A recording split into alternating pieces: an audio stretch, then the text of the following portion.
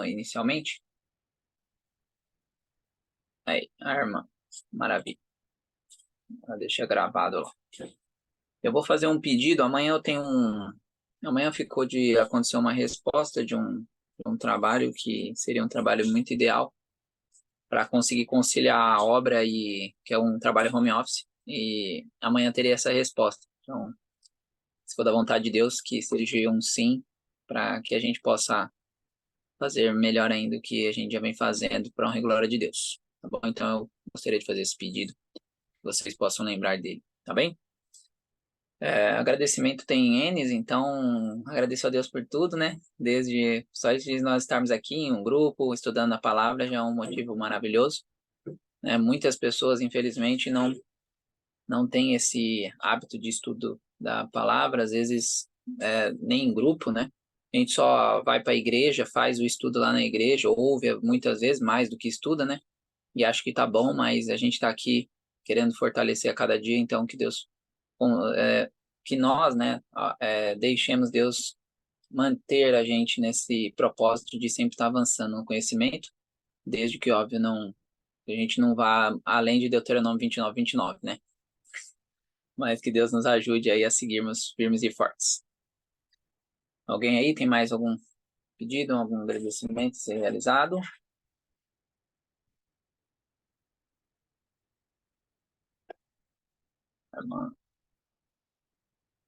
Bom, se ninguém tem,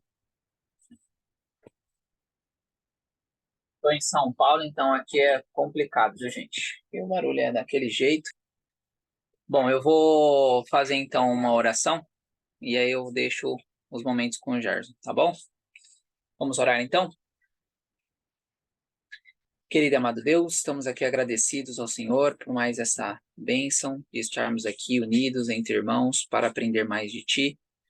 Que o Senhor possa nos ajudar a compreender a Tua vontade, a fortalecer a nossa fé, a eliminar as coisas do mundo de nós e que o Senhor possa estar cada dia mais que Cristo possa estar vivendo a cada um de nós, que Gálatas 2:20 seja algo de fato apalpável para a honra e glória do seu santo nome, Pai. Nesse momento, queremos pedir ao seu Santo Espírito que esteja em nossas mentes e também na boca do nosso irmão Gerson, que vai falar de Ti nesse exato momento, que tudo seja para a honra e glória do seu santo nome e que possamos sair daqui muito melhores do que entramos. É isso que lhe pedimos e agradecemos em nome do seu Filho amado Jesus. Amém. Bom, meu irmão, então deixo contigo aí. Eu acho que tá para você compartilhar, tá, irmão? Dá uma conferida aí e qualquer coisa eu ajusto aqui, tá bom? Certo, perfeito. Muito obrigado, Roberto. Meu irmão, já que você está aqui e está com a câmera aberta, me dê um retorno. O meu áudio, ele está ok? Ele está com barulho de vento ou está normal? Tá maravilhoso, maravilhoso. Graças a Deus, então. Eu coloquei o ventilador aqui, uma apresentação breve, né? Já que eu não tinha falado nem aparecido antes, eu me chamo Jarson, moro aqui no Nordeste, no Rio Grande do Norte. E aí, clima de verão já viu, né? Bem quente aqui. Você tem que ficar com o ventilador em cima para poder suportar a temperatura aqui. Ainda mais que, infelizmente, é, nós estamos tendo que passar um período aqui bem no centro da cidade mesmo. Ah, os pais da minha esposa estão passando por uma situação difícil, a gente precisou ficar mais próximo deles para auxiliá-los. Então, o nosso desejo é o mais breve ir morar em algum lugar mais distante da cidade. Mas, enquanto isso, temos que ficar penando aqui no calor às vezes. Mas, graças a Deus, tem ido tudo bem até agora. Bom, vamos lá. Hoje ficamos de conversar um pouco sobre o capítulo 24, a Arca de Deus e o sucesso de Israel. Esse capítulo é muito interessante, ele se baseia principalmente, né, na reflexão dos primeiros capítulos do livro de Samuel, de 1 Samuel. E Ellen G. White comenta para nós aqui, a princípio, qual era a função da arca. A arca, como ela diz, era um cofre, um escrínio sagrado, onde se depositavam, principalmente, o objetivo principal era guardar os 10 mandamentos, guardar as tábuas da lei. Mas não era a única função da arca. A arca, como nós sabemos, ela era um símbolo do estrado dos pés de Deus, por assim dizer, é a expressão que o Antigo Testamento usa, como se fosse o lugar, por assim dizer, onde Deus colocava os pés. o estrado dos pés, né? A expressão que é usada no Antigo Testamento é que a presença de Deus que estava entronizado acima dos querubins. É como se o trono de Deus estivesse acima da arca. E assim a arca simbolizava o local onde Deus depositava ou colocava os seus pés. E desse modo, a presença de Deus era com os israelitas através da arca. A gente vai ver que alguns entenderam isso, outros não entenderam. Tratavam a Arca da Aliança como uma espécie de amuleto, de que só por ela estar ali já era suficiente, o Deus já estaria com eles. E vamos entender aqui nesse capítulo qual foi o verdadeiro princípio utilizado por Deus para abençoar ou para destruir quem estava portando a arca. Além da função de guardar os mandamentos, Ellen G. White também comenta que a arca servia como uma forma de comunicação de Deus com os israelitas, especialmente através da figura do sumo sacerdote. Então, o sumo sacerdote, que tinha aqueles engastes, que tinha aquela roupa sumo sacerdotal, as vestes sumo sacerdotais, uma das funções dela era servir de comunicação. Então, aqui ela comenta que no peitoral do sumo sacerdote havia duas grandes pedras que resplandeciam com brilho. E aí, quando o Senhor queria dar uma resposta positiva para o sumo sacerdote, ou uma resposta negativa, ele fazia uma dessas pedras brilhar, a pedra da mão direita, ou fazia uma espécie de sombra, uma espécie de nuvem, cobrir a pedra da mão esquerda quando a resposta era negativa. Então, há algo bem interessante aqui. E o mesmo acontecia com os anjos que estavam no propiciatório, que era o tampo de ouro que ficava por cima da Arca da Aliança. Frequentemente, quando Deus queria se comunicar, ele fazia brilhar o querubim que ficava à direita, ou cobria com a nuvem, em caso de resposta negativa, o querubim da esquerda. E assim a arca servia como um meio de manifestar a presença de Deus, de comunicar que o Senhor estava com eles ali e que entregava suas mensagens com eles, para os israelitas. Outro detalhe que eu achei muito interessante aqui é o fato de que ela comenta que anjos acompanhavam a Arca da Aliança. Ela diz logo aqui na segunda página, se você tiver com uma edição da capa vermelha, né, que 4 anjos celestiais sempre acompanhavam a Arca de Deus em suas jornadas. E não apenas isso, eles não apenas guardavam a arca como qualquer missão delegada por Jesus Cristo. A esses anjos servia para que eles estivessem ali na companhia da arca, na condução, no guardar da arca, no movê-la de um lugar para outro. É um detalhe muito interessante porque explica os acontecimentos que vêm depois, no livro de 1 Samuel. Ela diz aqui que Jesus, o Filho de Deus, seguido por anjos celestiais, ia adiante da arca quando esta veio ao Jordão. Então, em todos os momentos, a arca estava sendo acompanhada ali por 4 anjos celestiais, que inclusive aplicavam punições às pessoas que faziam uso errado da arca, ou ficavam na presença da arca de um jeito errado. Eu estou comentando aqui, certo, irmãos? Mas fiquem perfeitamente à vontade aí, se vocês quiserem comentar, abrir o microfone. Eu não quero monopolizar nosso encontro aqui de hoje, não, tá bom? Podem ficar à vontade para comentar. E logo em seguida ela passa a comentar também sobre Eli. Vai dizer o que aconteceu na vida de Eli, os resultados do comportamento de Eli sobre ele e sobre a sua família. Nós conhecemos a história de Eli, que era um sumo sacerdote, e que o grande problema dele foi a negligência no trato com os seus filhos. A gente sabe que a História da Redenção ele traz em muitos detalhes coisas que Ellen G. White expandiu no Patriarcas e Profetas. E há um comentário dela que consta no Patriarcas e Profetas que eu achei interessante para elucidar aqui, porque ela diz algo a respeito da criação deles, dos filhos de Eli. Ela diz que não há maior desgraça para os lares do que permitir que os jovens sigam o seu próprio caminho. Quando os pais tomam em consideração o desejo dos filhos, ficam condescendendo com eles, dizendo que é para o próprio bem, na verdade, eles estão deixando os filhos serem cativos da vontade de Satanás. E foi o que na prática aconteceu com Eli e com os filhos dele. De tanto ceder, de tanto não querer repreender, de tanto achar que estaria sendo duro demais na criação dos seus filhos, isso redundou na desgraça, não só para a descendência dele, cujo direito de ministrar no sacerdócio foi completamente removido, mas também para o próprio Eli. Ela comenta aqui na página 185 a profecia que Deus entrega a Samuel. E nessa profecia, Deus fala: naquele dia suscitarei contra Eli tudo quanto tenho falado a respeito da sua casa, porque já lhe disse que julgarei a sua casa para sempre. Por quê? Aí Deus explica o motivo aqui, né? Porque pela iniquidade que ele bem conhecia, porque seus filhos se fizeram execráveis, e ele os não repreendeu. Então, acho muito interessante que ela deixa claro aqui, né? Qual era o grande pecado dele? Não era que os filhos dele pecaram, porque, afinal de contas, cada pessoa dá contas de si mesmo. Então, o fato de os filhos dele pecarem não imputaria a culpa a ele, o sacerdote. Mas no momento que ele, na posição de pai, não repreendeu, no momento que ele não corrigiu os filhos, ele partilha da responsabilidade por aqueles erros. Eu acho muito intrigante a ironia que acontece aqui, né? Porque quem já leu o livro de 1 Samuel vai lembrar que lá no capítulo 8, Samuel se torna um juiz em Israel, o último juiz, por assim dizer, né? Porque logo depois dele vem a monarquia, vem Saul como rei, depois Davi, e assim por diante. Então Samuel, como último juiz, institui seus filhos para julgarem também. Mas esses filhos se tornam corruptos.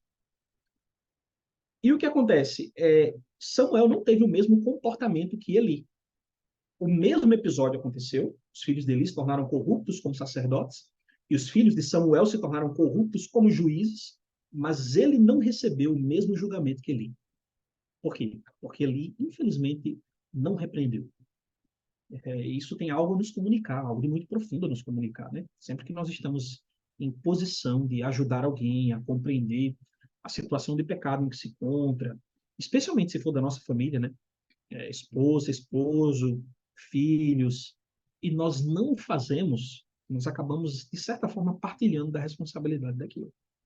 E isso precisa ser atentado por nós, precisamos prestar atenção nisso.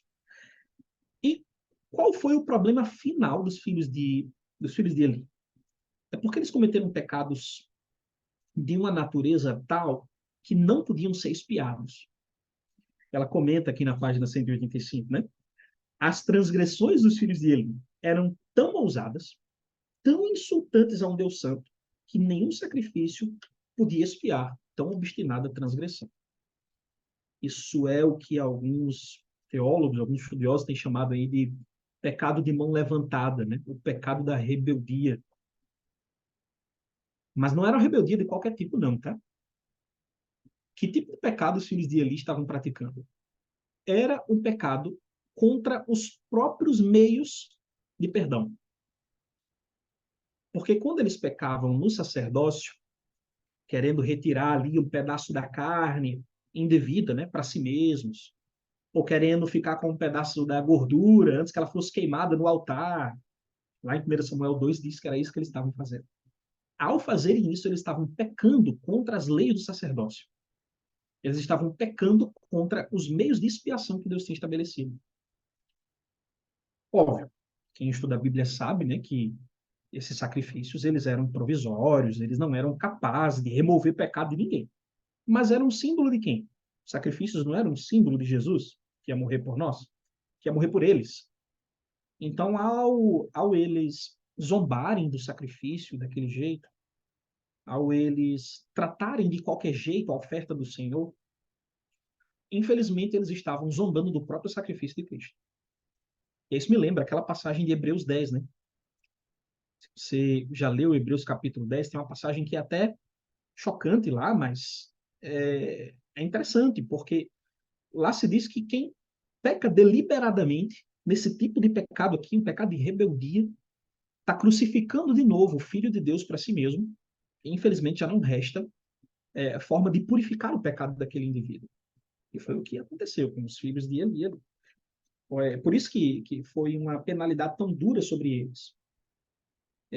Muito interessante é a expectativa de Eli sobre o que ia acontecer com os filhos, porque ele já esperava que aquilo acontecesse. Né? O irmão Roberto levantou a mão, pode ficar à vontade. Não, queria dar só um ponto aqui, porque é interessante e triste, porque Samuel recebeu, né, de Deus a visão de o que ocorreria. E mesmo Eli sabendo, ele ainda não fez absolutamente nada para tentar. Isso é muito grave para ele. Assim, a gente está olhando para um sacerdote que confiamos plenamente que Deus o estabeleceu ali. E ele fez um bom trabalho, né? Se a gente for ver o seu entorno, foi um bom trabalho. Mas os filhos, que era quem ele deveria ter tido uma energia maior do que com o povo, ele simplesmente não fez e deixou os filhos perecerem e depois acabou perecendo juntos. Então, é muito, sei lá, é assim, na minha cabeça assim ficou, meu, como que pode, né? Deus falou para ele, ó, vai acontecer isso, isso, isso, isso. E aí ele, tá bom, vai acontecer, vou deixar acontecer. É E isso é muito interessante. grave até para nós entendermos o quanto que nós já sabemos o que vai acontecer. Só que a gente sabe o que vai acontecer, irmãos. Ou é vida eterna ou é morte eterna. Não tem outro meio termo. Agora a gente precisa não fazer como Elias. Vou empurrando com a barriga aí, vamos ver o que vai dar. Porque aí pode ser tarde, né? Quando Deus realmente vier e a coisa acontecer, pode ser tarde para nós. Então, que nós possamos levar isso como um alerta de que a gente sabe o que vai acontecer e a gente não pode estar no caminho errado. Exato. É muito importante isso, Roberto. Até porque você nota algo interessante na vida do Eli. Ele se entristeceu pelo que aconteceu, ele ficou muito triste. Inclusive, ficou preocupado com o que poderia acontecer com a Arca da Aliança, como resultado do pecado dos filhos dele e dele. E aí, o que é que o Eli faz? Ele manda divulgar a profecia de Samuel para todo Israel. Tanto é que o texto diz que de Dan até Berseba, todo Israel ficou ciente de que Samuel estava se estabelecendo como profeta. Mas ainda assim, não houve arrependimento da parte dele. Ele mais comenta isso. Eu acho muito impressionante também, né? O fato de que ele estava com a consciência tão endurecida, a consciência tão cauterizada, que aquilo, embora triste, não resultou mudança na vida dele. E a gente precisa prestar atenção nisso, tá? Quantas coisas que nos chamam a atenção, que podem ser tentações para nós, que se a gente for deixando, deixando e deixando e negligenciando na nossa vida, vai chegar um certo momento que a nossa consciência vai ficar é, amaciada com relação àquele pecado. Ela vai ficar dessensibilizada. E a gente não vai ter mais vontade de pedir para se arrepender, ou vai achar que nem mais é pecado, vai levar aquilo ali com a vida normalmente, para no final descobrir que aquilo ali redundou na sua condenação. Então a gente precisa ficar atento nesse detalhe. Tá? Prosseguindo, ela vai começar a comentar aqui sobre o momento em que a arca começa a ser movida de um lugar para o outro. Né? Os israelitas decidem fazer guerra contra os filisteus, são vencidos por eles, e aí começam a ficar aterrorizados. O que, é que a gente faz agora? Nossa força não foi suficiente. Qual foi a ideia brilhante deles? Brilhantes entre aspas, né? Vamos trazer a Arca da Aliança. Aqui você já nota que desde a época do livro de Juízes, a arca estava sendo tratada como um amuleto. Bom, já que Deus está com a arca, se a gente trouxer a arca para o campo de batalha, então a gente vai vencer. Isso funcionava, mas havia condições. Não era como num amuleto. Não era simplesmente trazer a arca. Era necessário estar em conformidade com o conteúdo da arca, ou seja, com os mandamentos de Deus.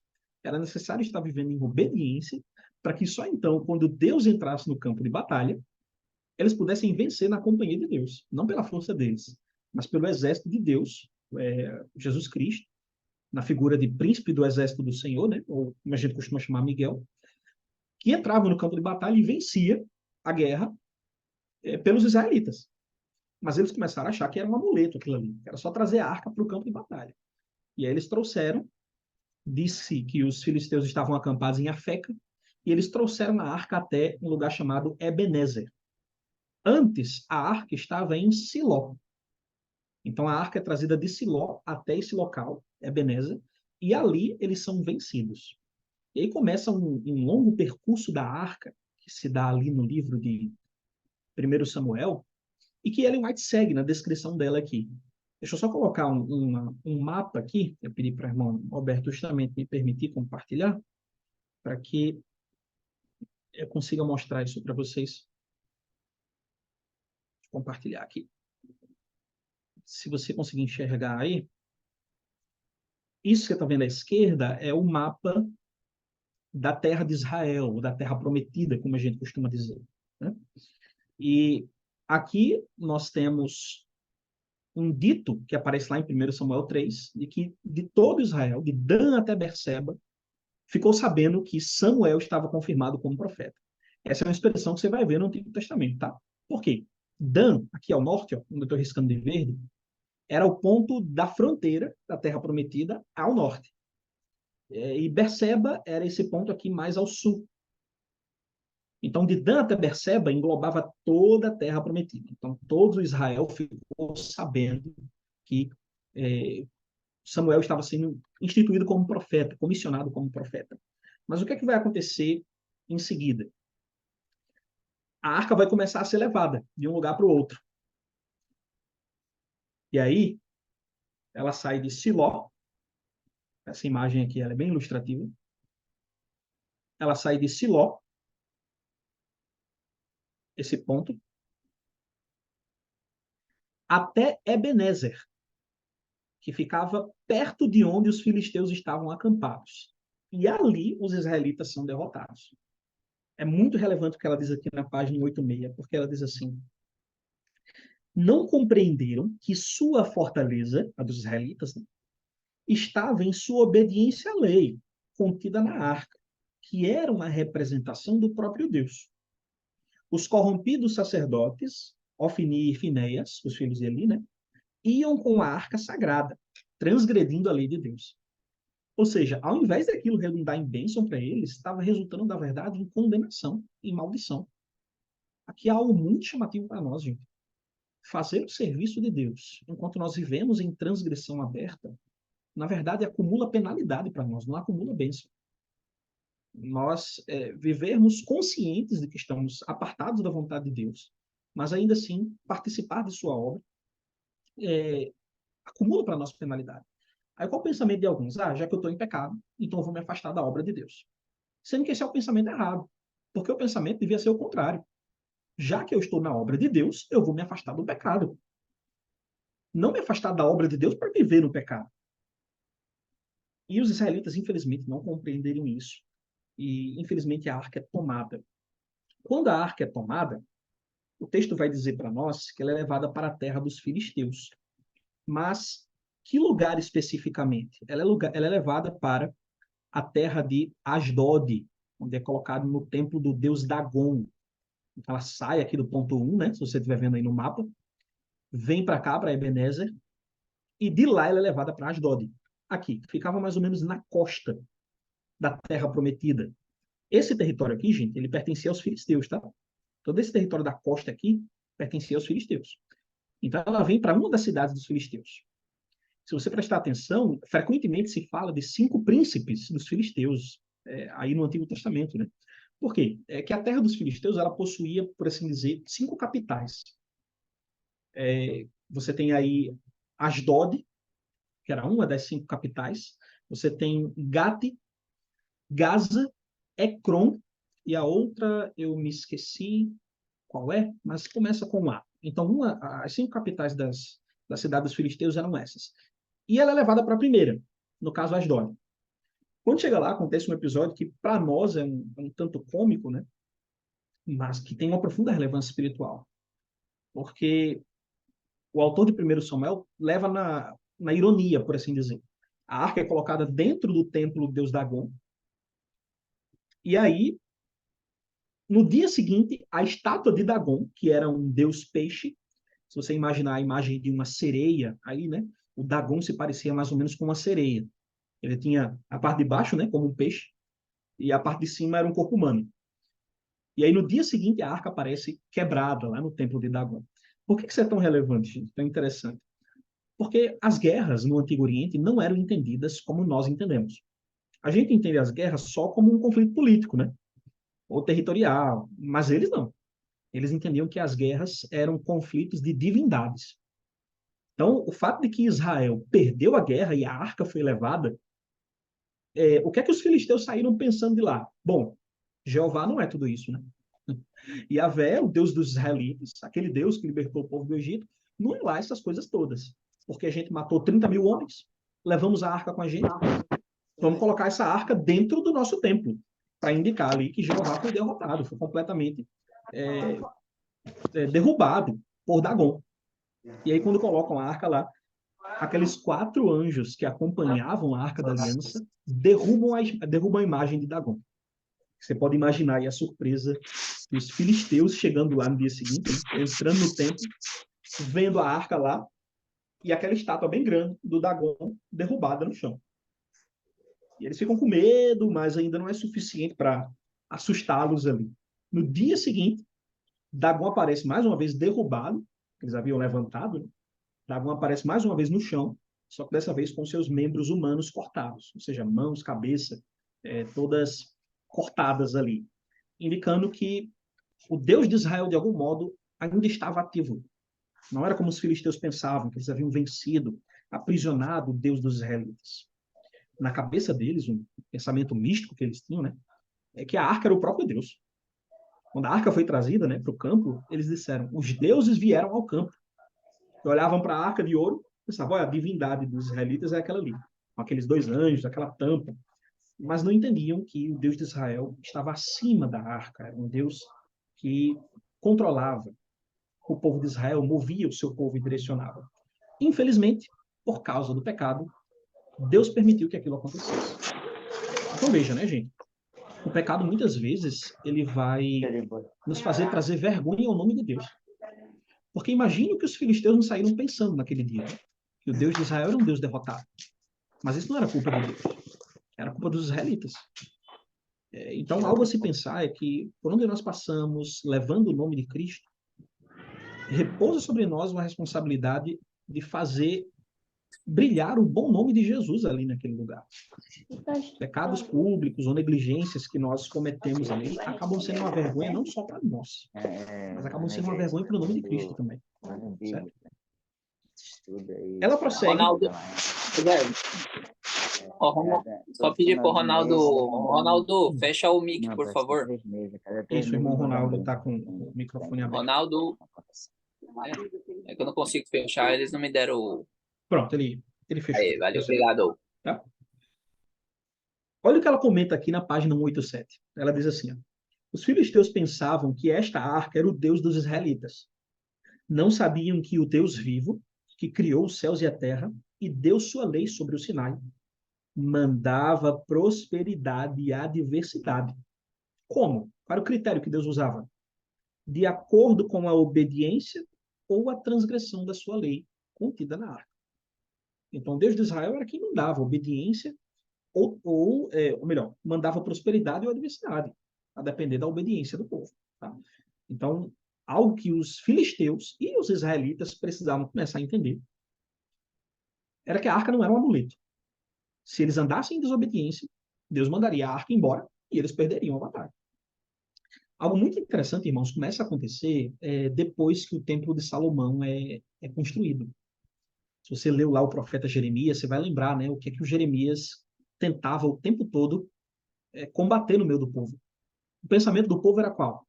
O templo do Senhor está entre nós, a arca está lá dentro e a cidade não vai ser destruída. Então a gente pode pecar à vontade. Vamos pecar à vontade, porque se Deus está no meio de nós, a cidade não vai ser destruída. O que é que Jeremias disse para o povo lá naquela época? Ele diz: olha, vocês nem se preocupem, porque o Senhor vai sair do templo. E quando ele sair do templo, já era. Quando ele sair do templo, a cidade vai ser destruída. A mesma coisa é profetizada por Ezequiel, né? Inclusive ele vê Deus saindo do templo por causa da transgressão do povo e assim por diante. Então a arca ela não era uma garantia completa de vitória, porque essa garantia só existia na condição da obediência, certo? Algo que precisa ser pensado aqui. Quando a arca é tomada, se diz ali que Eli recebe a notícia, né, de que os filhos dele tinham morrido na batalha, os sacerdotes ímpios tinham morrido na batalha. A arca tinha sido tomada. E aí o Eli toma um susto, cai para trás e morre ali. A esposa do Eli, que era mais fiel do que ele, ela fica muito triste com a notícia da morte do esposo, que a arca tinha sido levada, mais por esse motivo, né? Que a arca tinha sido levada. E ela, como estava grávida, dá nome ao menino, que nasce naquele mesmo momento. Eu não sei se vocês lembram qual o nome que ela dá lá para o filho dela com Eli, né? Que nasce ali no momento da morte dos pais. Ela chama o menino de Icabode, que pode ser traduzido como onde está a glória, ou como foi-se a glória, né? Como a glória de Deus estava na arca, ao ser levada à arca, foi-se a glória. E aí vem uma série de momentos tristes para os israelitas, que ficaram sem a arca da aliança, sem a presença de Deus no meio deles, mas uma série de momentos tristes para os filisteus também. Eu achei muito interessante que Ellen White comenta o seguinte: veja como é que funcionava a dinâmica de Deus para tratar com esses povos no Antigo Oriente. Né? O Senhor, ela diz no Patriarcas e Profetas: o Senhor muitas vezes emprega seus piores inimigos para punir a infidelidade de seu povo professo. Lembram disso? Deus usa a Assíria, Deus usa a Babilônia, Deus usa vários povos inimigos para punir seu próprio povo. Mas não ficava por isso mesmo. Os ímpios podem triunfar por algum tempo, ela comenta, vendo Israel sofrer o castigo. Mas virá o tempo em que eles também deverão defrontar-se com a sentença de um Deus santo, que odeia o pecado. Onde quer que a iniquidade seja acalentada, seguir-se-ão rápidos e infalíveis juízos de Deus. Então, abre os ouvidos para o que você ouviu aqui agora, né? Embora as nações ímpias atacassem o povo de Deus, inclusive sob a direção e a permissão divina, não ficavam por isso mesmo. Deus chama a Síria, né, muito tempo depois, de a vara do seu furor. Ou seja, Deus usava a Síria como sua vara, para bater no seu povo, para punir seu povo. Mas depois, a própria Assíria recebia a recompensa pela sua paga, pelo que ela fez. A mesma coisa acontece aqui com os filisteus agora, né? Eles começam a ser punidos pelo pecado deles. Então, a arca vai passando de cidade em cidade e começam a vir pragas sobre aquelas pessoas. Ela vai comentar aqui em seguida, né? Deixa eu abrir aqui no trecho. Ela diz sobre quando a arca foi levada lá para Asdod e Dagon foi derrubado lá dentro do templo, né? O deus Dagon, a estátua. Os anjos de Deus, que sempre acompanhavam a arca, prostraram este ídolo insensível e depois o mutilaram. Cortaram as mãos dele, né? Para mostrar que o Deus vivo, está acima de todos os deuses e que diante dele todos os deuses pagãos são como nada. Logo em seguida, depois desse episódio, eles ficam tão assustados que eles mandam a arca para outro local. Se você olhar aqui no gráfico que eu coloquei aqui, ela vai de Asdod para Gat. Quando chega lá em Gat, os moradores também ficam assustados, também mandam ela embora, porque começam a vir pragas sobre o local. E aí ela é levada para Ecrom. Lá em Ecrom, eles decidem tomar uma decisão. Eles pensam o seguinte: bom, já que a arca está no nosso meio aqui, já que ela tem nos prejudicado tanto, porque por onde ela passa aqui, no território da Filístia, território dos filisteus, vem trazendo praga junto com ela. Então não vamos ser arrogantes iguais os egípcios, não, que desafiaram o Deus de Israel. Vamos devolver a arca. Eu acho interessante que Ellen White dá a chave aqui de por que alguns morriam na presença da arca, enquanto outros eram abençoados. Ela diz na página 192, né? Eu estou adiantando um pouco, mas eu vou voltar. Mas eu estou pulando para a página 192 porque ela dá a chave explicativa. Se você quer entender por que alguns eram punidos, mas outros não, na presença da arca, ela explica aqui. Deus queria ensinar ao seu povo que, ao passo que sua arca era terror e morte para os que transgrediam seus mandamentos nela contidos, era também uma bênção e fortalecimento para os que fossem obedientes aos seus mandamentos. Então, veja só, né? Quem obedecia a Deus, na presença da arca, recebia bênçãos. Mas os desobedientes, os desafiadores, os transgressores, especialmente aqueles de mão levantada, esses eram punidos. Né? Quando chega em Ecrom, eles decidem mandar a arca de volta para o território israelita. Não quero, a gente não quer isso aqui no território dos filisteus, não. Vamos mandar de volta para o povo de Israel. E aí, depois que o irmão Roberto comentar, eu continuo. Pode falar, irmão, fica à vontade. Eu queria só ponderar algo que veio na minha mente agora, que é interessante que primeiro, quando a arca vai para os filisteus, é, a primeira ação é contra Dagon. Não, né, não se mostra ali, ou seja, Deus primeiro mostrou para eles quem era ele, porque na cabeça dos filisteus, Dagon tinha vencido a batalha. Agora Deus mostra, agora Deus mostra que não, que Dagon ali foi mutilado. Então ficou muito claro, tanto no texto, que eles ficaram tristes e viram que ali era alguma coisa mesmo, que a arca estava, que o Deus de Israel era maior. Só que depois disso, Deus começa a permitir que eles sejam afligidos como indivíduos. Isso mostra o quê? Que Deus já mostrou para eles o sinal e que eles já deveriam ter feito alguma coisa que eles não estavam fazendo. E aí eles começaram a sofrer. Então, isso é interessante, que Deus usa o mesmo artifício em todos os momentos, né? Ele nunca vai aliar. Se você não sabe da coisa, ele não vai permitir que algo aconteça porque você não sabia. Mas a partir do momento que você já tem uma luz sobre o assunto, a coisa já começa a mudar. E isso aconteceu com os filisteus também. Achei interessante isso, porque ele poderia ali acontecer já diretamente, já ir contra os filisteus. Mas não, primeiro ele mostrou para os filisteus, ó, eu sou maior que esse Deus que vocês acham que é Deus aí, Dagon. Agora vocês já sabem disso. E aí eles não agindo, ficaram 7 meses com a arca, aí foram 7 meses ali as coisas acontecendo já com eles, como pessoas. Eu achei interessante isso, que Deus primeiro mostrou para eles, para depois começar a ir contra eles. E outra coisa que vai chegar ainda mais, que agora o irmão vai entrar, é na questão de que eles, sendo pagãos, foram mais honrosos com a arca do que o povo de Deus foi. Olha que absurdo, né? Eles foram muito mais assim, olha, isso aqui não é brincadeira, do que o povo que deveria saber que não era brincadeira. Muito interessante isso que você comentou, né? Deus primeiro lançou luz sobre o povo, sobre os filisteus, embora eles já tivessem testemunhado várias vezes, quando Israel esteve em fidelidade, né, que Deus abençoava o povo, mas agora eles tiveram a oportunidade de ver ali, na presença deles, né, que o Deus de Israel era maior que Dagon. E ainda assim não se arrependeram ou não tomaram providências diferentes do que estavam acontecendo.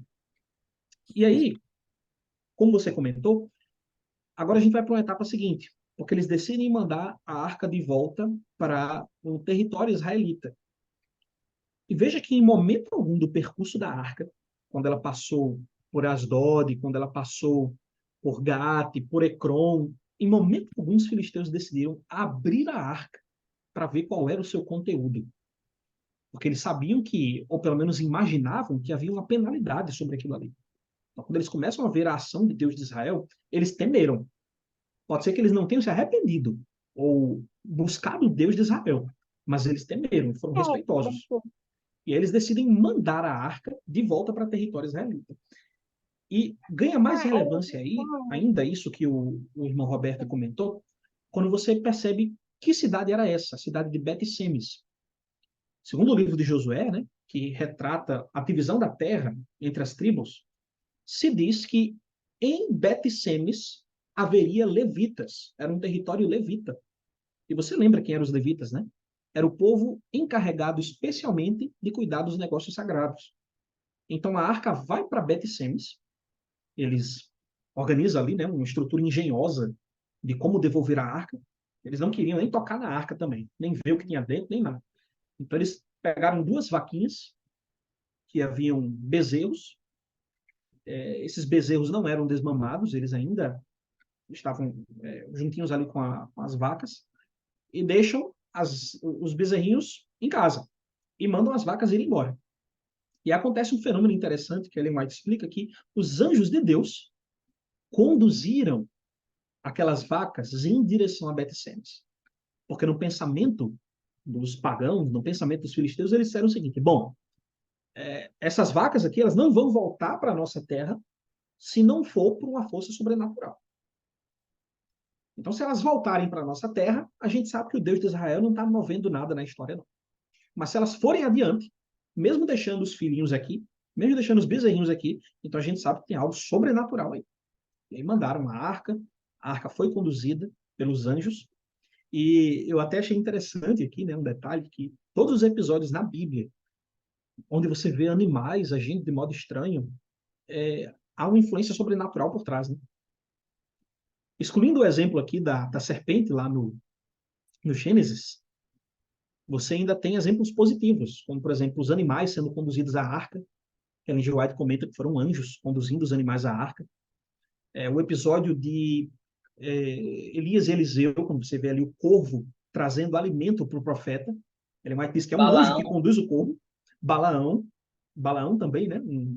Uma jumenta falando ali, é um episódio sobrenatural. E aqui é a mesma coisa. As vacas agindo de modo estranho, indo para longe dos bezerros, em direção à cidade dos levitas, estavam sendo conduzidas por anjos também. E eles tiveram a certeza de que era o Deus de Israel que estava ali. Eles seguiram, né, as vacas, para ter a certeza de que ela chegaria no território israelita. E quando chegam, eles dão as ofertas, mandaram as ofertas juntos, né? Veja que interessante, gente. A que ponto de discernimento, nem que tenha sido pouco, mas a que ponto de discernimento os filisteus chegaram? Eles entenderam que precisavam fazer uma oferta para expiar o pecado deles. Uma oferta ao Deus de Israel, uma oferta aos israelitas. E aí mandaram a arca junto com a oferta. Ellen White explica que eles mandaram também ratos de ouro, né? Você pensa, para que ratos de ouro? E mandaram também hemorroidas. A palavra estranha, mas é a palavra que está no original lá mesmo. Mandaram bolos de sangue de ouro, né? E ratos de ouro. Porque eles acreditavam que, como essas tinham sido as pragas que vieram sobre eles, pragas de ratos, pragas de úlceras, fazendo objetos de ouro nesses formatos, aquilo serviria para acabar com as pragas. E aí mandaram esses objetos de ouro junto com a arca. E qual não é a surpresa quando você lê o texto e percebe que a arca no território levita foi desrespeitada? Se diz que a arca é levada ali para Bet-Semes, isso está em 1 Samuel, no capítulo 6. E quando chega lá, se diz que os moradores ficaram muito assustados com a presença da arca, mas ficaram admirados e felizes. Por que ficaram felizes? Poxa, é a arca do Senhor voltando para o território israelita, né? Ou seja, Deus está a nosso favor. Mas aí entra um episódio de presunção espiritual, que é um perigo muito grande para nós. Arrogância espiritual. Eles acharam que, por serem israelitas, eles tinham direito de chegar ali e tratar a arca de qualquer jeito. E o que é que eles fizeram? Inventaram de ir lá abrir a arca. Ellen G. White comenta que os 4 anjos que acompanhavam a arca em suas jornadas feriram 70 homens daquele povo. 70 homens foram feridos, isso está no texto bíblico, e a profetisa comenta que aquilo foi ação dos anjos em fazer aqueles homens morrerem. Né? Está na página 190 e 191. Então, eu fiquei muito impressionado também ao descobrir, né, quando eu estava estudando, para poder passar o capítulo aqui para vocês, que essa cidade era uma cidade de levitas. Você lá em Josué 21, você vai ver que foi um território distribuído para os levitas.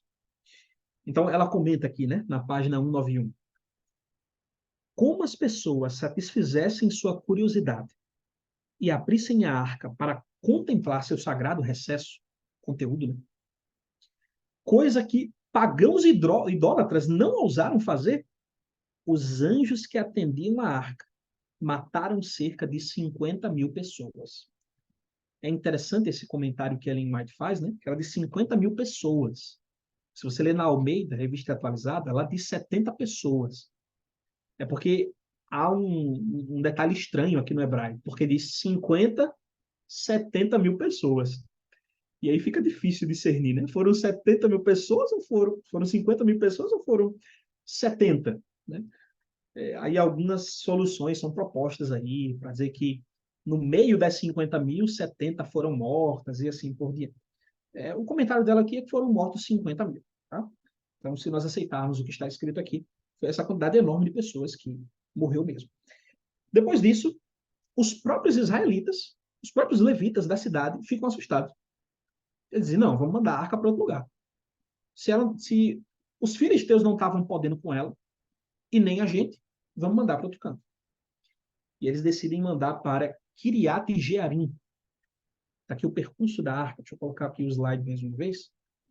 Eu gosto desses recursos que a gente grava com imagem, fica mais fácil de lembrar. Então a arca estava aqui, né, em Bet-Semes. Já saiu aqui do território dos filisteus, tá? Porque vinha mais ou menos até aqui. Ó. Então saiu do território dos filisteus. E aí ela é mandada para essa outra cidade, Kiriat Jearim. E algo interessante aqui, né? Porque enquanto os levitas que moravam aqui foram mais desrespeitosos, os de Kiriat Jearim, que era uma cidade principalmente de benjamitas e de judaítas, ou seja, pessoas da tribo de Benjamim e pessoas da tribo de Judá, eles foram bem respeitosos com a arca, inclusive foram bem abençoados, na verdade. Né? Por eles andarem em obediência à vontade de Deus, especialmente Obed-Edom, foi na casa dele que ficou, ele foi abençoado. Um detalhe que eu não posso deixar de comentar, a gente está se encaminhando para o fim aqui, mas não dá para deixar de comentar, é o que acontece com Uzá e Aiô, especialmente Uzá, né? Quando a arca está saindo de Bet-Semes e indo em direção a Kiriat Jearim, Uzá desconfia de Deus. Ele vê os bois tropeçarem, a arca ameaça cair, né? Faz como se fosse cair. E qual é a atitude de Uzá? Veja que acontece algo interessante ali, né? Porque naquele flash de momento, naquele curto espaço de tempo, ele teve poder de decisão. Você já deve ter passado por alguma situação como essa, né? Uma situação rápida, mas que você consegue decidir o que vai fazer. E ali ele decidiu colocar a mão na arca, mesmo a contragosto do Senhor, mesmo sendo orientado a não fazê-lo. Eu imagino, Ellen White não diz, mas eu imagino que se Uzá não tivesse colocado a mão, aqueles 4 anjos teriam segurado a arca. Ou seja, ela não teria caído de jeito nenhum. Né? Alguma coisa aconteceria ali para a arca não se despedaçar no chão.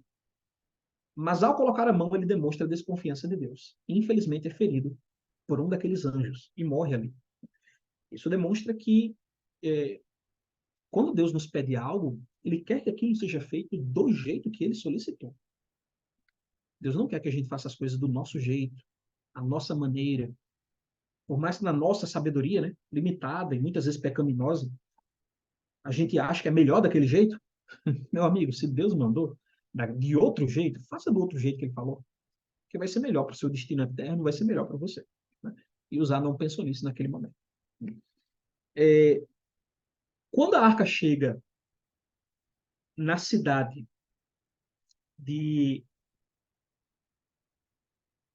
Kiriat Jearim, na casa do Obed-Edom, ela fica ali por cerca de 20 anos, até que Davi decide mudar a arca de lugar. Mas eu acho interessante o comentário que ela faz aqui, né? Porque Davi fica com medo de a arca ser levada para onde ele morava. Porque Davi, naquele momento ali, ele não estava vivendo em obediência a Deus. Então Davi fica com medo, porque Davi foi minimamente esperto aqui, ou inteligente, né? Apesar dele não estar obedecendo a Deus, ele pensou, poxa, se a arca vier para minha presença, eu no estado que estou, vou ser eliminado. Então deixa na casa do Obed-Edom, que ele vai ser abençoado por Deus, ele é um homem fiel e obediente, e assim foi. Tá? Até que chega um momento em que Davi manda transportar a arca para Jerusalém. Aqui acontece algo interessante, né? Porque quando Saul foi instituído como rei, acontece um episódio que Ellen G. White não comenta aqui, nem no Patriarcas e Profetas e nem no História da Redenção, mas você nota lá em 1 Samuel 14, Saul, no meio da batalha, ele diz, manda trazer a arca. Estava perdendo a guerra contra os filisteus, né? Manda trazer a arca para o campo de batalha. Aí no meio do caminho acontece alguma coisa que ele desiste, manda a arca voltar. Mas o que é que eu acho interessante em mencionar esse episódio? É que o pensamento de Saul não era o pensamento de um homem convertido, porque ele tratava a arca como um amuleto. Então ele pensava que se a arca viesse para o campo de batalha, ele ia vencer. Pela providência divina, a arca não saiu de onde estava, né? Ela permaneceu lá.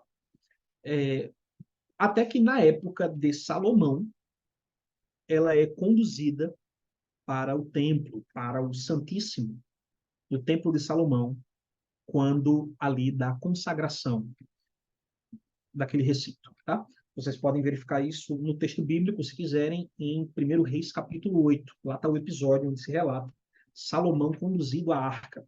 Ellen White comenta esse episódio aqui e diz que Salomão seguiu o exemplo de fidelidade do Davi, seu pai. Porque à medida que a arca ia caminhando, a cada 6 passos, Salomão sacrificava. Aí você pode pensar, né? Mas caramba, tinha tudo isso de animal? Pior que tinha, viu? O texto bíblico diz que foram sacrificados animais inumeráveis, ou seja, sem número. Não dá para contar, porque realmente o percurso não era um percurso gigantesco, mas para ir a pé era um percurso longo. Imagine aqui, deixa eu botar no gráfico, você vai conseguir comparar. A arca saiu daqui, né? Ela estava em alguma localização próxima a Jerusalém, ela já tinha sido movida de Kiriat Jearim, na época de Davi, então estava em alguma localização próxima a Jerusalém. E aí você pode imaginar o percurso até a chegada no templo, né? Foi um percurso onde eles caminharam e a cada 6 passos Salomão ia sacrificando em honra ao Senhor Jeová. Tá? Até que a arca entra na tenda, é depositada lá e encontra a sua morada, até a época de Jeremias. Ela diz aqui algo interessante, na página 194.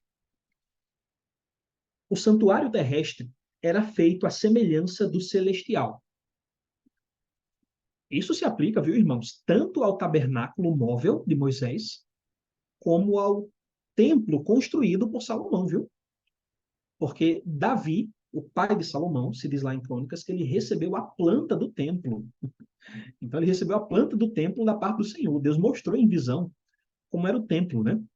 E aí acontece algo interessante lá no Novo Testamento. Porque quando você vai na carta aos Hebreus, o autor de Hebreus ele comenta sobre o santuário, né? Mas ele comenta com base no tabernáculo de Moisés. Ele fala muito de véu, ele fala muito da estrutura, como se fosse o tabernáculo de Moisés. E lá no Apocalipse, quando você nota a estrutura do santuário lá, se parece mais com a estrutura do Templo de Salomão. Porque ele fala de portas, ele fala de uma estrutura gigantesca lá. Né? Então, os dois modelos refletem o modelo celestial, né? Tanto de Moisés como de Salomão. E a arca é depositada lá e permanece lá. Ela diz que ele fez outros 2 anjos, né? Outros 2 querubins que ficavam lá no lugar santíssimo, e a arca ficava debaixo deles. Tá? Então havia um total de 4 querubins. Né?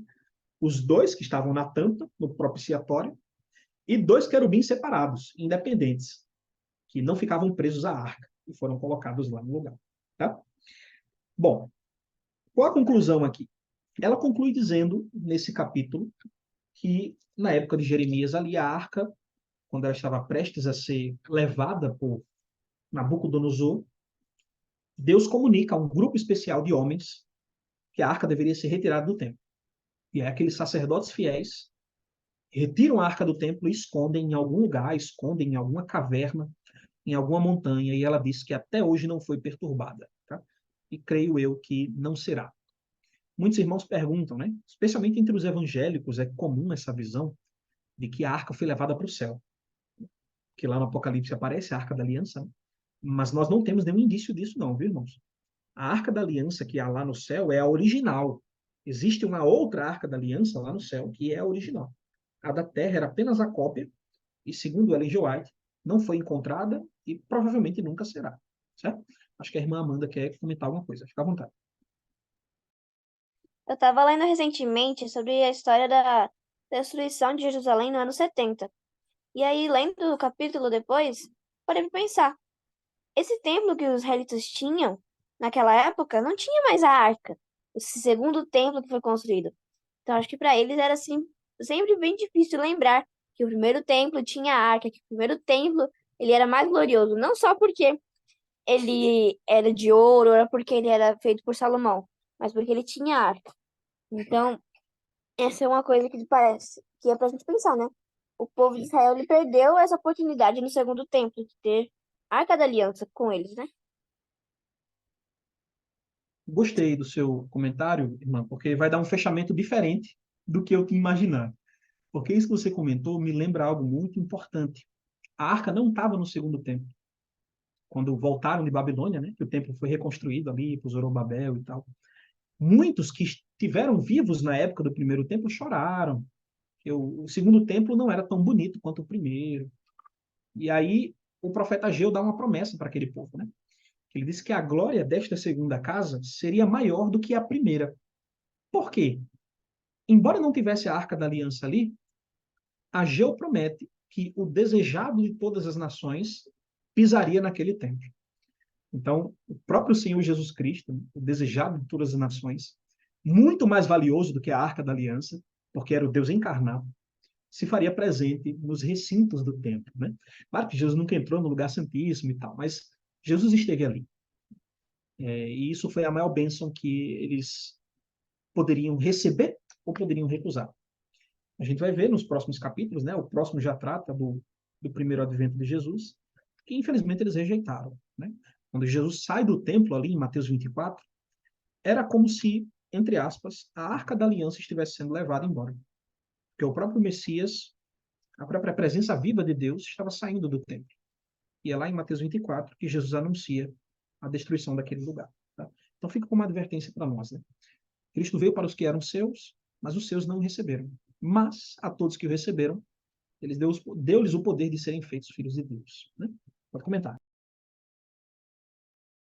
Eu li agora, tive uma aula sobre profecias com a professora do NASP, e ela falou que, do ponto de vista dela mesmo, ela falou, crê que essa arca que está oculta, ela será revelada quando Jesus estiver para voltar, e que fala que o povo vai ser, os ímpios vão ver, né, a lei de Deus e vão perceber que não mais há tempo de graça para eles.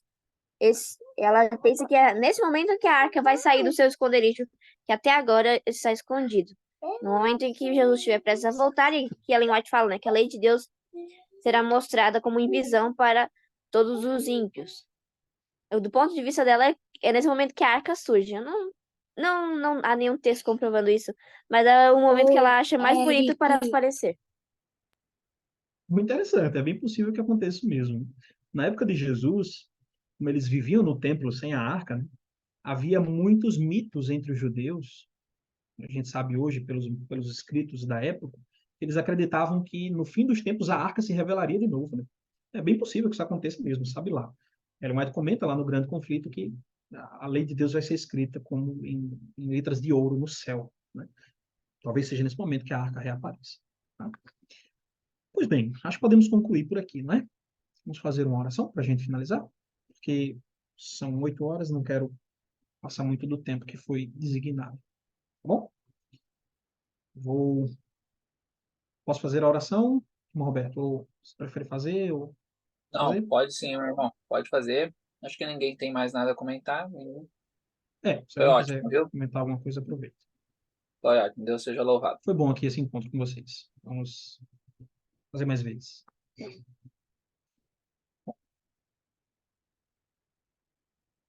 Então, vou deixar só o meu áudio aberto para que nós possamos orar.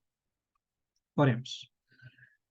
Deus bondoso, Deus de Israel, Criador de todas as coisas, nós agradecemos a Ti pela Tua bondade e misericórdia, por nos revelar, ó Deus, tão importantes advertências. Nos ajuda a não termos a mesma arrogância espiritual que os filhos de Eli tiveram. Nos ajude a considerar com santidade as coisas sagradas. Por favor, Senhor, nos ajude a tomar como exemplo de não seguir o que aqueles homens seguiram, de não fazer de errado o que eles fizeram. Coloque em nosso coração o desejo de honrar a tua sagrada lei, depositada na tua arca da aliança. E grava ela, ó Deus, no nosso coração e nas nossas mãos. Perdoa as nossas faltas e pecados, permanece conosco e nos abençoa. Pedimos isso no nome de Jesus. Amém. Fala, pessoal. Então, quem puder aí abrir, vamos fazer a nossa fotinha. Eu vou tirar o print aqui. Quem puder abrir aí a câmera, quiser também, né? Eu vou tirar a foto aí.